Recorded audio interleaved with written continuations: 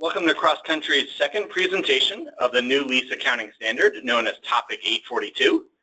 Our first presentation was an overview of the technical accounting requirements of the new standard. Today's presentation is going to focus on implementing the new standard and some of the operational challenges in doing so. I'm Jason Krasilovsky, a director here at Cross Country Consulting's Finance and Operations Advisory Practice. I'm joined today by my colleague Jim Medeiros. Jim is a principal in our accounting advisory practice and co-leader with me of Cross Country's lease implementation services. Before we get started, I'd like to address a few housekeeping matters. To earn CPE credit for this session, you must attend for at least 50 minutes and respond to a minimum of 3 of the polling questions, which will appear on your media player at various points throughout the presentation. In addition, you'll have the opportunity to submit questions to today's panelists using the Ask a Questions box on your media player. We will respond to questions towards the end of today's presentation. Our agenda for today begins with a very brief overview of the accounting and reporting model of Topic 842 and the effective dates.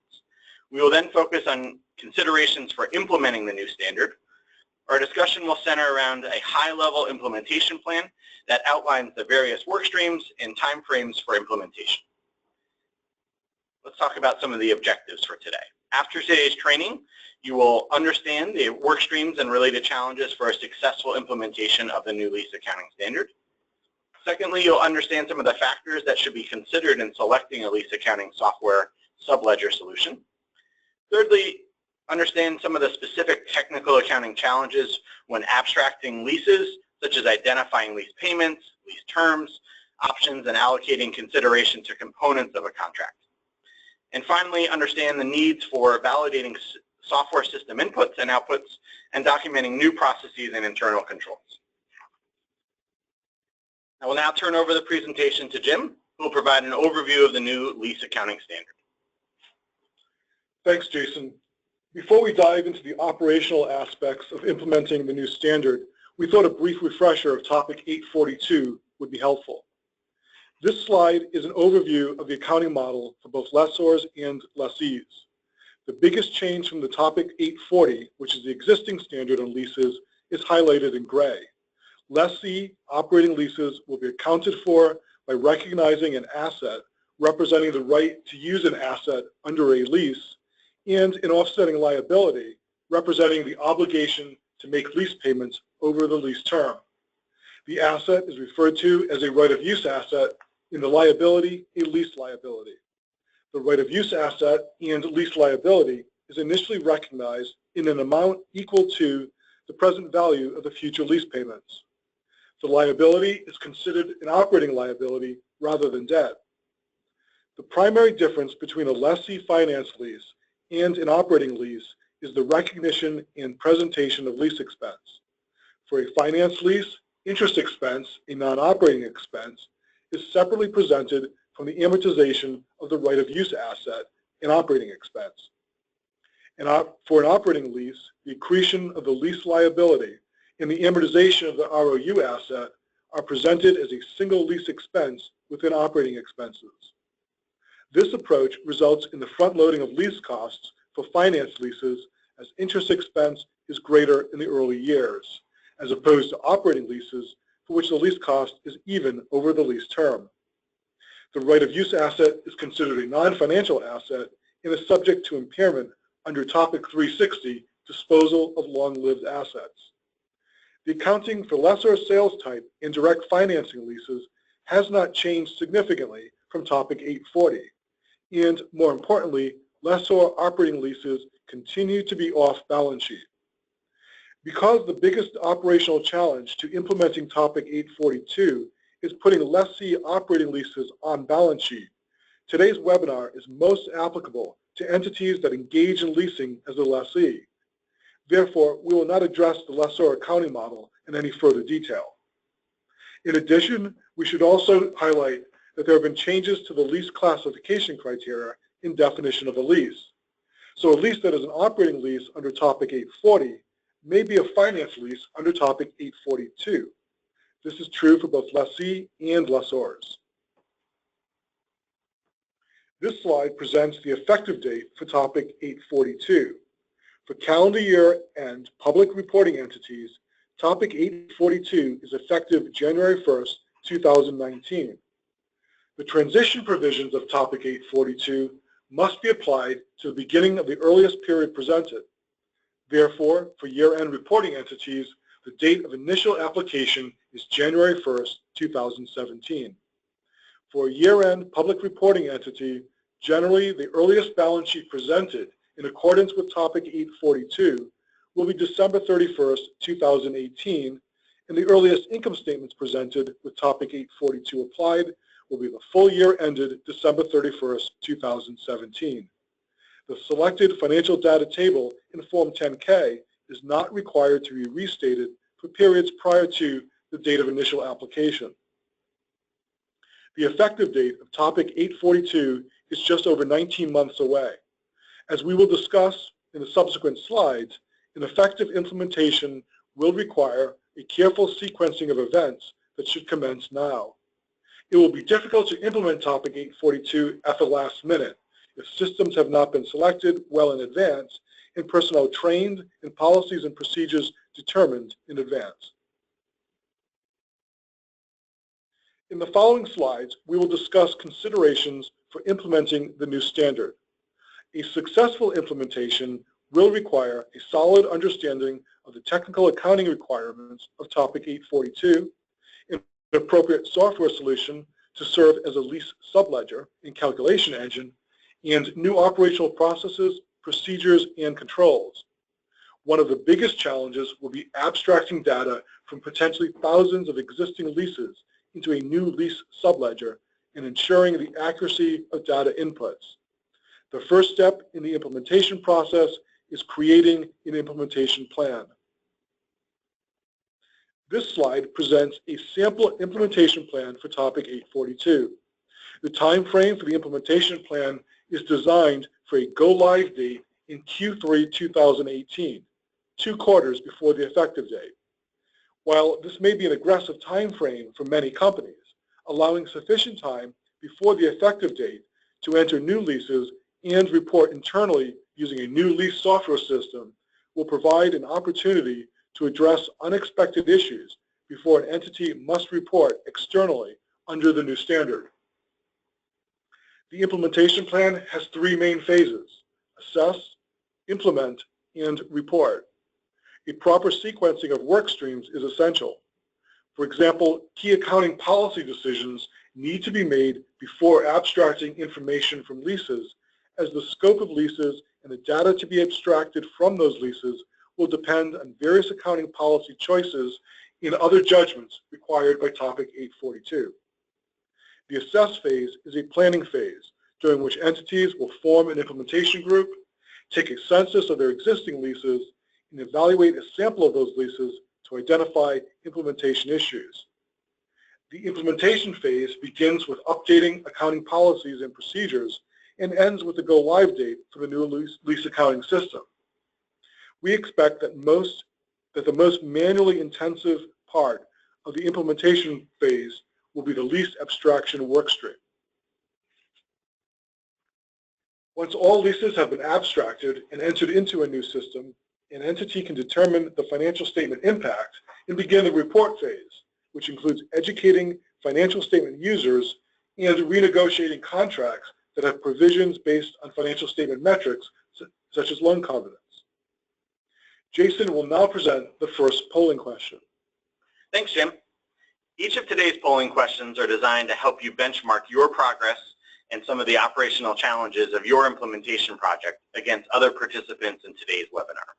In addition, for each polling question, we'll also present the results of the same questions from a survey conducted by Lease Accelerator, which was held earlier this year.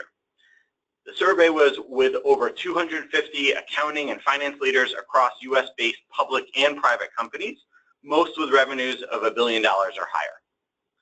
Today's first polling question is, which of the following best describes the state of your lease accounting project? A, has it been completed? B, is it ahead of schedule? C, is it on schedule? D, behind schedule? Or E, not yet started? As a reminder, you have 30 seconds to respond. Please do so we can get up-to-date info from where you are in the project. This also is a requirement for your CPE credits. Got about 10 more seconds to respond to this first question.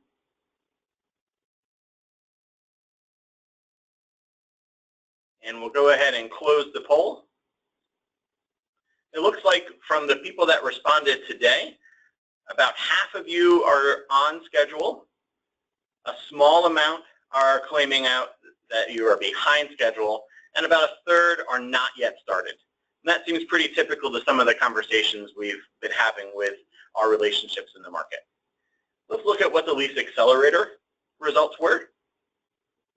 In a very similar fashion, they said about half were on schedule, and the next largest amount was not started. So again, this is pretty typical, I think, from what you saw with some of Jim's earlier comments and what's coming up. I think two keys for you to take away right here is, number one, now is a good time for you to be having a plan. And number two, for you to start to get your arms around what the population is across both real estate and other asset types. With that, let's turn back to Jim for our next slide. Coordinating all phases and aspects of implementing a new accounting standard along multiple work streams and business units will require careful thought and planning. At the core of any successful implementation lies a well-structured project management organization or devoted project leadership. A PMO can ensure access to timely and complete project information, which is required for critical decision-making, management of issue resolution and risk mitigation from a consolidated project-wide perspective, and effective coordination between project team, third-party systems vendors, and key stakeholders. Because Topic 842 is an accounting standard, we expect that in nearly all cases, the implementation project will be led by the accounting function, whether it be the controller's group or accounting policy. There are many operational aspects to implementation that do not necessarily involve deep technical accounting issues. However, a project lead with a solid understanding of the new standard or a third-party advisor can provide guidance throughout the implementation process that will ensure that critical decisions are taken consistent with the requirements of Topic 842. While the project manager does not necessarily need to be the technical accounting lead, ultimate responsibility for successful implementation will lie within the accounting leadership. Because implementing the new standard is a cross-functional task, a working group of key stakeholders should be formed. Representatives from the accounting, information technology, asset and real estate, and procurement groups are the most likely to be represented. Each of these participants will have a stake in the outcome of any lease accounting and management system, whether they rely on that system for the accounting output or to manage or procure leased assets. The Treasury, Investor Relations, and legal departments will not likely need to be a full member of the working group. However, the working group should be updating these areas to ensure that outcome of the lease implementation is properly communicated to external stakeholders. Let's go to our second polling question of today's webinar. This is related to Jim's last set of comments. Which of the following groups are playing a strategic role in your lease accounting project? Please choose all that apply. This is a multiple choice question. A for accounting, B for corporate real estate, C for information technology, D for procurement, and E for treasury. You have 30 seconds to respond. Please do so we get some good real-time results and also help you earn some CPE credits. We've got about 5 more seconds before the poll closes. All right, let's close the poll. Really encouraged by the results here. A lot of people, very similar to what we are hearing and what Jim just talked about, identify accounting as the primary function that is significantly involved here. But I'm pleased by the fact that many of you are identifying that other groups such as real estate, IT, and procurement are a significant role in this as well. And the treasury function, depending on how you manage your cash and what your business looks like, is also a typical party to be involved. Let's compare this to some of what we saw with Lease Accelerator's earlier poll. And we see some of the results from there. It's very similar to what we just saw from your own results. Accounting definitely the driver, and I think some of the other cross-functional groups certainly involved. I think the key takeaway for you here is this is an accounting standard, but involves changes and inputs from a number of cross-functional groups. The earlier you get them involved and aware, the more likely you can discover where some of the intersection of those groups are and how to work together effectively.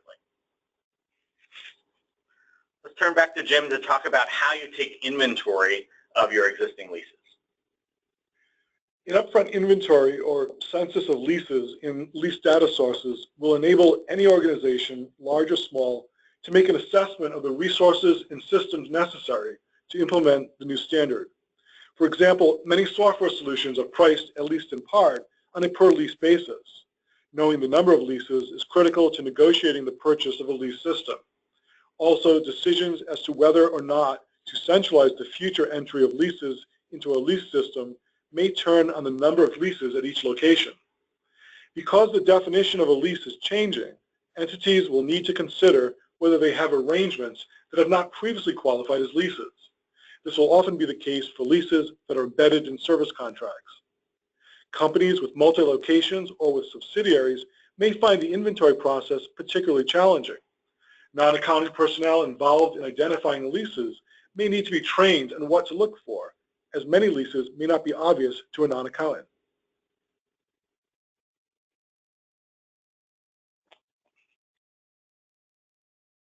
Entities should allow sufficient time to collect lease documents and reconcile between different data sources. Consideration should be given to whether a forensic approach should be taken to identifying leases or potential embedded leases. Such an approach might begin by analyzing vendor lists to consider the nature of services provided and whether they include the right to use an item of plant, property, and equipment for a period of time. Let's turn to our third polling question of the webinar. How many total leases do you have across your business? Please select one of the following. A, less than 500, B, between 500 and 1,000, C, between 1,000 and 5,000, or D, more than 5,000. You have 30 seconds to respond for both your CPE credit and further results.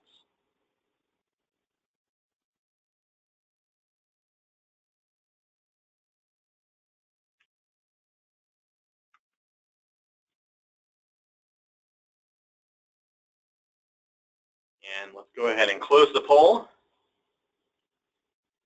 Looks like about 3/4 of you have identified that you have less than 500. The next range up was pretty evenly split between 500 and 1,000 or greater than 5,000. Let's compare that to the Lease Accelerator poll earlier this year. And in a very similar fashion, they had the largest percentage being under 500, and then a pretty even distribution across the next tiers. I think the keys here from both what Jim talked about and from what I've seen from many clients and just throughout my career, leases are sometimes not centralized and often could be entered into by people who may not be accountants. And so when you ask them what's a lease, they may not necessarily recognize something that is defined as a lease as it actually is a lease. So just a takeaway to think about, you might need to do some education in defining your population to help people identify what are some of the types of things that may be leases as you work across your organization to identify that full population. All right, let's turn back to Jim on talking about how we evaluate a sample of leases. By evaluating a representative sample of leases, an entity can identify unique contractual terms and provisions that may have implications for lease classification, system requirements, accounting and operational processes and controls, and anticipated difficulty for leases during the abstraction process. Even if entities choose the practical expedient not to reassess lease classification at transition, many leases will eventually be renewed and evaluated for lease classification under the new criteria in Topic 842. Entities should consider the implications for reporting and systems if an entity's population of leases are expected to have a different lease classification in the future. This slide deals with updating accounting policies and procedures, and the first step in doing so is to make decisions regarding the various policy options and subjective requirements under Topic 842. The key accounting policy decisions embedded in Topic 842 are outlined on the next slide. Given that all new leases from the effective date will need to be evaluated for classification under Topic 842, entities will need to create procedures for evaluating classification and determining the initial and subsequent measurement of the lease asset and liability. Entities will need to determine who in the organization should make these determinations and how much can be delegated to local decision makers in a large multi-location entity. Some decisions, such as the incremental borrowing rate, will likely be made centrally by the Treasury Group, while others, such as the likelihood of lease renewal, might be made locally, as it is more aligned with operating decisions. For U.S.-based entities with foreign subsidiaries, consideration will need to be given to differences with International Financial Reporting Standards on leases, which is IFRS 16, where that is the basis for local statutory reporting. We encourage entities to communicate with their auditors as they update their policies and prior to beginning lease abstraction. The key accounting policy decisions that will need to be made when implementing Topic 842 are outlined in this slide. Those decisions include the package of practical expedients, which we expect most entities will choose. If the package of practical expedients is not chosen, entities would need to reassess the classification of every lease under the new standard. That would be an onerous task if an entity has thousands of leases. The use of hindsight is applicable for the 2017 and 2018 restatement period for a calendar year-end public reporting entity. We also expect that an entity would likely choose to use hindsight when determining the lease term. When discounting cash flows, most lessee entities will likely need to determine their incremental borrowing rate, as the implicit rate in the lease will often not be known. The earliest date for which this will need to be determined is January 1st, 2017, which is the date of initial application. For purposes of the lease classification tests, we expect that most entities will continue to use the current threshold of 90% to mean substantially all in the present value test, and 75% to mean major part in the lease term test. For entities electing the package of practical expedients, this decision will only be applicable to new leases entered into as of or after the effective date. We expect most entities will exclude short-term leases, although the benefit from doing so may be minimal, as we do not expect a typical entity to have large numbers of short-term leases. Entities have a policy option to not separate lease and non-lease components when determining the amount of lease payments. Choosing this option will increase both the lease asset and lease liability, but will offer relief where the bifurcation of contractual payments between a lease and non-lease component is not readily determinable. This may be most common in certain real estate leases. The ability to apply the standard at a portfolio level will likely be limited to entities that have many homogeneous leases. This slide presents considerations for selecting a lease software system. The first step in the selection process is to identify system requirements. In most cases, entities will choose to purchase a package system from a third-party vendor rather than develop a custom system. There is a large population of lease software vendors, at least 50 different vendors ranging from systems that support mom-and-pop real estate leasing to highly sophisticated systems that manage every aspect of the leasing function, from the procurement process to end-of-asset life management. In defining the functionality criteria, entities should consider what is important beyond meeting the accounting requirements under Topic 842. Are they looking for a system that will also manage leased assets? If yes, does that include the procurement process, the management of lease renewals, and/or asset maintenance management? Some of the largest vendors have traditionally been focused on real estate or integrated workplace management systems, which help organizations optimize the use of workplace resources, including the management of a company's real estate portfolio, infrastructure, and facility assets. Other vendors have historically been more focused on equipment leasing. Still other vendors have recently emerged focusing on providing a solution designed specifically with Topic 842 in mind.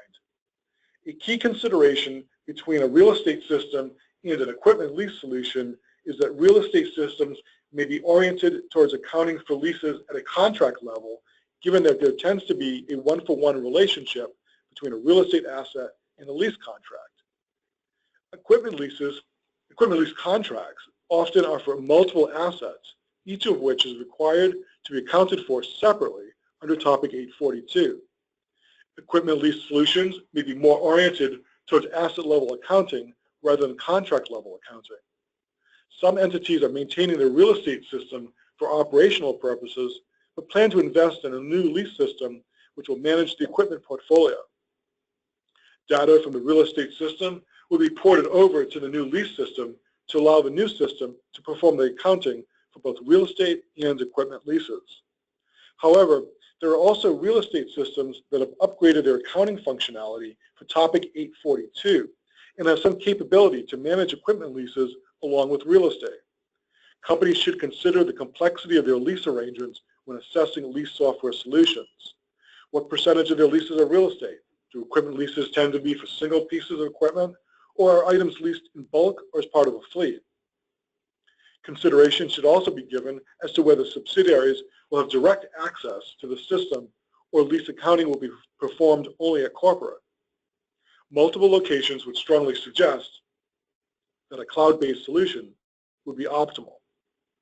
Companies with foreign locations or that enter into leases that are not denominated in US dollars should include the ability to handle multi-currency transactions within their system requirements, as not all systems will have this functionality. It is critical to a successful implementation that consideration be given as to whether a system can perform all the functional requirements of Topic 842. At a minimum, a system needs to be able to calculate the amortization tables for the lease liability and calculate the corresponding lease asset and lease expense. Some systems may not be able to handle remeasurements or renewals or early terminations without manual intervention. How will the system handle prepayments or accruals of scheduled lease payments? Will it interface with the accounts payable system? Consideration should be given as to whether a system can provide the disclosure requirements of Topic 842, which requires aggregated information, some of which is on a weighted average basis.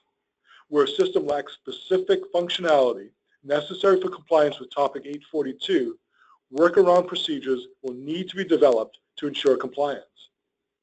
From this smaller list, companies can send requests for proposals to further refine an understanding of a system's capabilities. Companies should also consider obtaining a non-disclosure agreement prior to issuing a request for proposal, as the RFP and subsequent conversations will likely include competitive and sensitive information. Subsequent to the RFP process, vendor demos should be held for those vendors who have not been eliminated after their proposals have been reviewed. Following demonstrations and a trial period, price negotiations can commence with the goal of selecting a final system solution. Let's have our next polling question. This is polling question number 4. How far have you progressed in your lease accounting software strategy? Please select all that apply. A, you've defined your strategy. B, you've issued the request for proposal. C, you've selected a vendor. Or D, you're in the process of loading data. You have 30 seconds to respond. Please do so for our results as well as for your CPE credits.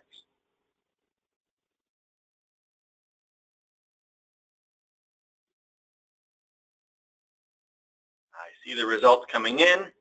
Please go ahead and close the poll. Looks like your results are approximately 70% have defined a strategy. About another 18% have moved into issuing the RFP. And it looks like you've got some that have selected a vendor and a few are actually loading data. I think if we compare that to the results from Lease Accelerator's survey, we'll see some similar information. About 3/4 have defined a strategy. A little over 20% have issued the RFP, and about 20% are moving into the next stages of selecting that vendor and loading the data. Again, I think what this, key point here is understand what your options are around the software, the vendors that fit your particular needs, and then start to move forward with that process so that you allow yourself time as you continue to work through some of the technical details. With that, let's turn back to Jim and talk about abstracting existing leases into a software or database. When we refer to abstraction, we are referring to the process of recording data from lease source documents into a lease database. We expect the abstraction process to be the longest and most resource-intense work stream of a lease implementation. It will vary, obviously, based on the volume of leases a company has entered into. There are two approaches to establishing a lease database. One approach is to establish a database independent of any software solution, enter leases into that database, and then port the data over into the database within a new lease accounting system. The second approach is to enter leases directly into a new lease accounting system. Both have merits and challenges. The first approach, establishing an entity-specific database, makes sense if a company has not commenced or is in the early stages of a lease system selection process. As the effective date approaches, there will be limited qualified resources to abstract the millions of leases that companies have in the aggregate. Getting a head start on the abstraction process makes sense. However, such an approach means additional work in defining the parameters of a database and then conforming the data fields in that database with a new lease accounting system. It is likely that lease documents will need to be revisited for data fields in the new system that were not anticipated during the initial abstraction process. On the other hand, waiting until a new lease accounting system has been procured means delaying the abstraction process and competing with hundreds or perhaps thousands of other companies for limited lease abstraction capabilities. Scanning technology exists that can be used during the abstraction process. However, we believe that such technology works best for standardized lease documentation. Given that most lessees' leases, as opposed to a lessor, are not standardized, we expect that the benefits of such technology will be limited. Abstracting the data should be part of a quality control system that ensures that the data inputs are accurate and in accordance with topic 842.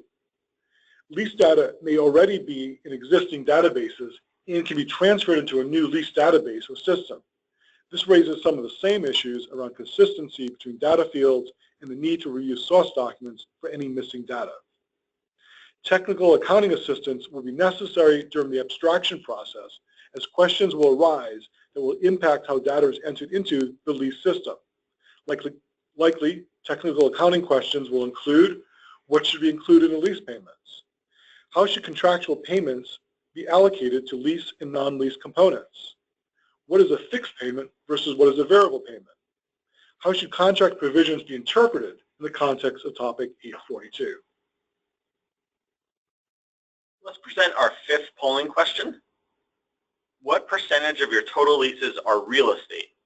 This is asking the question of real estate versus or compared to other types of leases, IT, fleet, equipment as examples. A is 75 to 100% of your total leases are real estate. B is 50 to 75% are real estate. C is 25 to 50% are real estate. And D is 0 to 25% are real estate of your total leases. Got about 10 more seconds to respond for our results and for your CPE credits.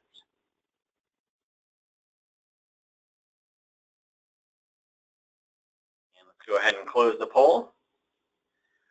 Looks like about 44% of you have said that the bulk of your identified leases are 75 to 100% real estate. The next largest is half to 75% are real estate related.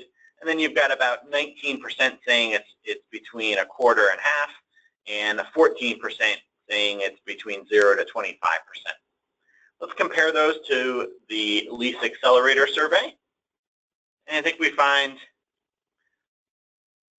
a little different mix, but still a general theme that about 22% were identified as mostly real estate, 75 to 100%. About 18% said they were between 50 and 75%. 14% said they were between 25 to 50% real estate. And 46 identified real estate as a rather small aspect of their overall leases. Again, I think some keys to take away here is understanding what your leases are real estate versus a mix of others is a big part of identifying your population and using that to drive many of your other decisions around software and around how you plan some of the lease abstraction. I think another aspect to keep in mind here is not just the number of leases that you're talking about, but also the dollar amounts related to those leases as well. Let's turn back to Jim and talk about some of the software validation aspects of this, your considerations. Thanks, Jason. Companies should develop a plan for testing the lease software system output, and it should obtain the SOC report of the lease software system vendor. The SOC report is a service organization controls audit report that identifies the controls in place and whether they are effective. This report should be read carefully to understand what controls were identified. Many SOC reports will focus on the controls around data integrity and system change management. It may be less clear what controls are in place to ensure that the system output is in conformity with the provisions of topic 842. Even if the SOC report provides such assurance, it would be prudent for a company to test the output of a packaged software application, where reports and other processes have been configured to the company's specifications. Testing is also warranted to ensure, for instance, that information on summary reports agrees with the detailed lease data and calculations. Putting leases on balance sheet will require process changes in how leases are managed and accounted for. Key considerations include where a new lease is entered, whether at the subsidiary level or the corporate level, how recurring journal entries are prepared, whether they're system or manual, how leases, prepayments, and accruals are recorded, again, whether that's a system interface with accounts payable or whether there's some type of manual adjustment, how initial direct costs are recorded, whether that's in the software subledger or maintained on a spreadsheet or otherwise, and how foreign denominated balances will be remeasured for foreign exchange gains or losses. Controls over key processes will need to be identified and a testing plan put in place. When the leases have been entered into the system and the output validated, companies will be able to determine the financial statement impact of restating 2017 and 2018, which are the comparative historical periods. In addition to the impact on equity and leverage, entities should also determine any impact to deferred income tax accounting. Once the financial statement impact is determined, companies should update disclosures and educate financial statement users. Loan covenants and other contract terms should be renegotiated as necessary. Now turn to our sixth polling question. Which of the following do you view as posing a significant implementation challenge? This is another multiple choice one. Please choose all that apply. A, collecting the data. B, deploying software. C, modifying your business processes. D, performing the accounting. And E, project management. Please fill this out so that you can get your CPE credits and we get the information for comparison.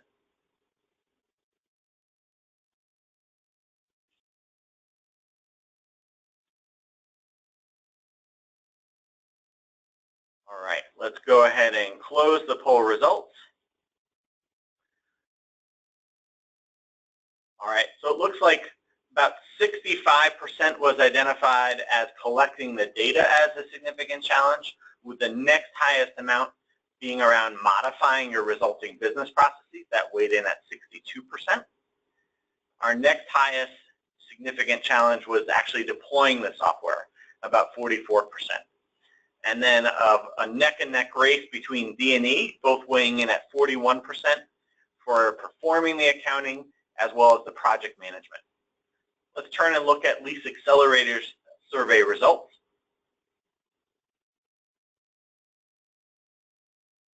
They had the most significant challenge identified from their survey, as 56% said modifying business processes. 50% identified that collecting the data was a significant challenge. There was a tie between deploying the software and project management, both weighing in at 37% of the respondents, and performing the accounting as being the last item here. I think one other element to think about, these are all typically common types of implementation challenges. I think knowing two things: how nimble is your organization and familiar with implementing things like this, either from an accounting perspective or a software perspective or some other kind of business process. If your groups have a recent comparable type of event or transaction, that generally helps you drive such change. I think another aspect is, what other projects do you have going on? If you've got a lot going on with RevRec, if you've got other things with mergers or acquisitions, other types of ERP upgrades or changes or other types of transformations, those are all going to be key personnel that you may need for this project that their bandwidth may not be fully allocated and available. So understanding when you can take the time to work with them, where some of their windows are, where they might be involved in your typical close, and any of those other significant challenges are going to be other key takeaways that will help you plan and overcome some of these challenges. All right, let's turn back to Jim and talk about some of our takeaway concepts for you to think about. Before we respond to questions from participants, let's just review these takeaways from today's call. So first, implementing topic 842 will generally be led by the accounting function, but requires a high level of coordination with other corporate stakeholders. The lease implementation plan requires a thoughtful planning and sequencing of work streams.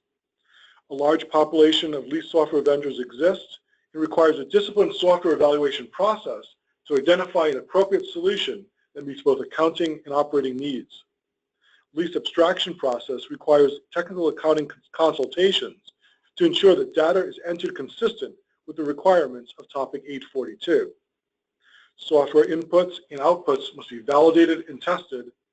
And finally, communication and renegotiation of debt covenants and other agreements with external stakeholders should begin once the impact of adoption is known. Great. Now we're going to open up and take questions to help you understand what are some of the specific implementation challenges that your organization may be worried about or trying to think and get other perspectives on.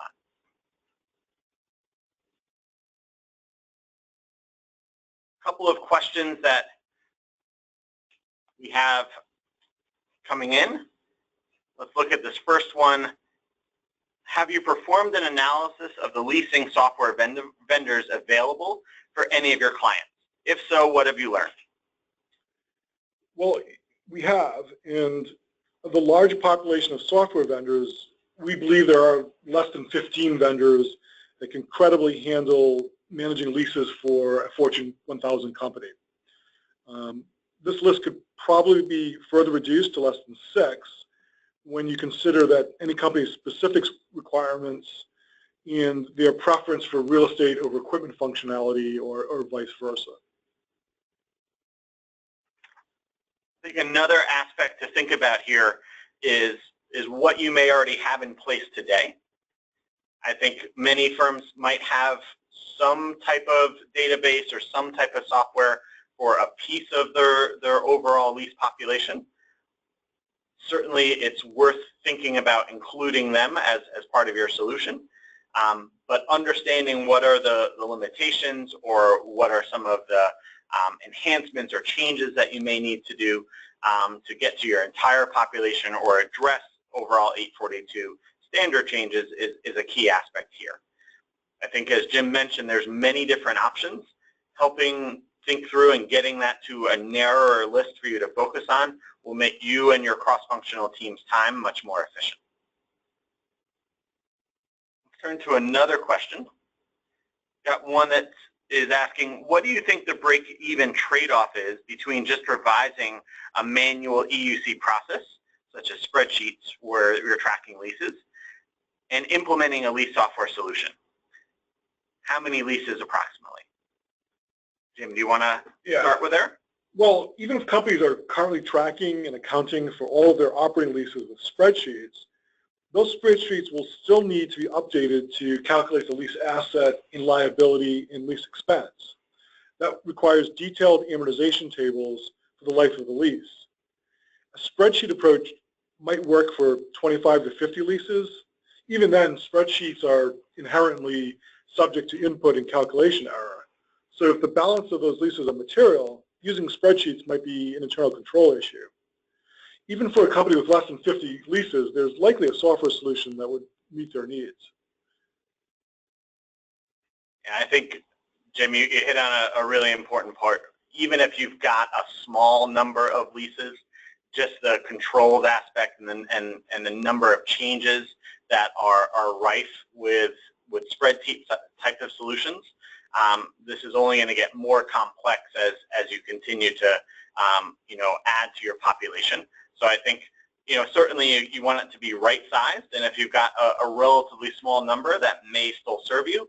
But given the degree of advancement in some of these software products, and the way this helps you not just with the capture of the population, but performing some of the accounting, and as you mentioned earlier, some of the tools do have some other upstream aspects. I think those are all critical aspects that it's worthwhile at least evaluating what's out there and making sure you understand from your particular requirements and needs what's a good fit. Let's look at another question. Given that much of the implementation of the new lease accounting standard does not involve technical accounting, but rather system implementation, how much help can we get from our auditors on this? Well, auditors need to maintain their independence, and that applies whether a company is choosing its accounting policies or selecting and implementing their accounting system. I would point out that some of the largest accounting firms have developed their own lease accounting software that is an add-on to existing lease management systems that are being provided by third-party vendors. Existing audit clients of those firms clearly cannot avail themselves of their auditor's lease accounting solution. And for non-audit clients of those firms, consideration needs to be given as to whether purchasing a solution from an audit firm creates future independence issues if, for say, the company were looking to change auditors in the future. Great. Thanks, Jim. Got another question. Can you provide some tips on how to identify leases that may not be currently considered or labeled a lease across your company? I think we mentioned some of this as a key issue earlier on. And again, something we see, I think a lot of this involves just some awareness and some training. So, I've even heard a few clients just do a simple walk around some of their offices or some of their different locations and think about what do we own and what are we leasing.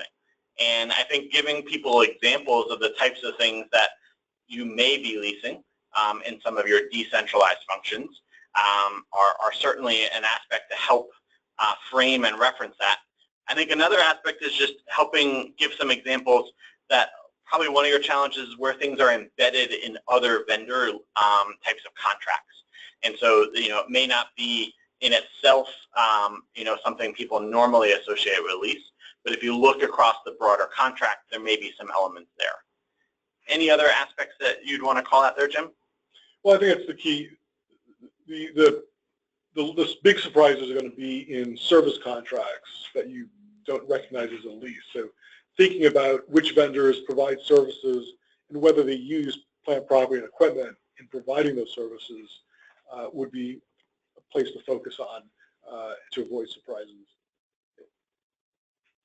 See another question that's asking about can you help share some of the particular vendors that you feel are a good fit for the standard? I think the simple answer there is there are many different vendors in the marketplace. Many of them are tackling this, and ensuring that their capabilities fit those features. I think the particular needs of your organization are going to drive really what that short list looks like. And so the ability to, I think, just frame and discuss what your particular organization's population of leases are, the particular type of functional aspects that you want the solution to help you with, whether it be from early in the process around procurement and contract management, all the way through some of the actual controls aspect and how you perform your processes and procedures, and into the actual accounting step.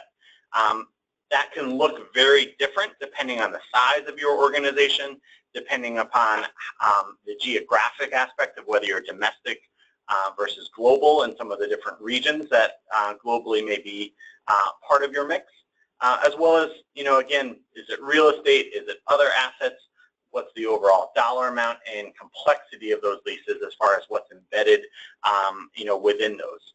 So I think it's hard to narrow it to a short list that applies to everyone.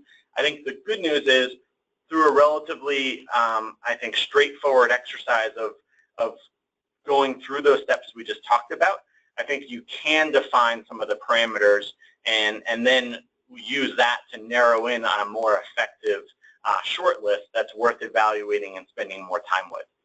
The good news is there are different firms out there, and this is one of those examples where software is going to help you automate some of your steps and really find efficiencies and a strengthening of some of your controls that some of the spreadsheet solutions that you may have in place don't fully encompass today.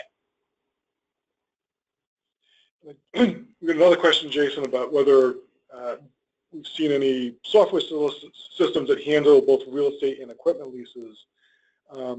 Generally, the history, I think, of what we're seeing of these software vendors is that there's some very big players in the real estate management section, and they really provide comprehensive asset management around real estate and facilities management. And they do have the capability in most cases to also track equipment. So it's not really a yes or no question. Most of them, I think, most systems will have the ability to handle both kinds of leases. But depending on the complexity of your equipment leasing, there may be some systems that are really a little more responsive to equipment leases versus real estate. So again, I think it's going to come down to, we've already alluded to, a company's particular facts and circumstances, and which system meets their specific needs best. Great. With that, we're going to wrap up. On behalf of Jim and I, we thank you for participating in today's leasing webinar. We will be sharing the slides and a link to this recording if you want to go back and take further notes or share this with some of your colleagues. And please feel free to reach out to Jim or I if you have additional questions about how your organization should be thinking about approaching this and any additional topics relative to your specific needs. Thanks again, and have a great day.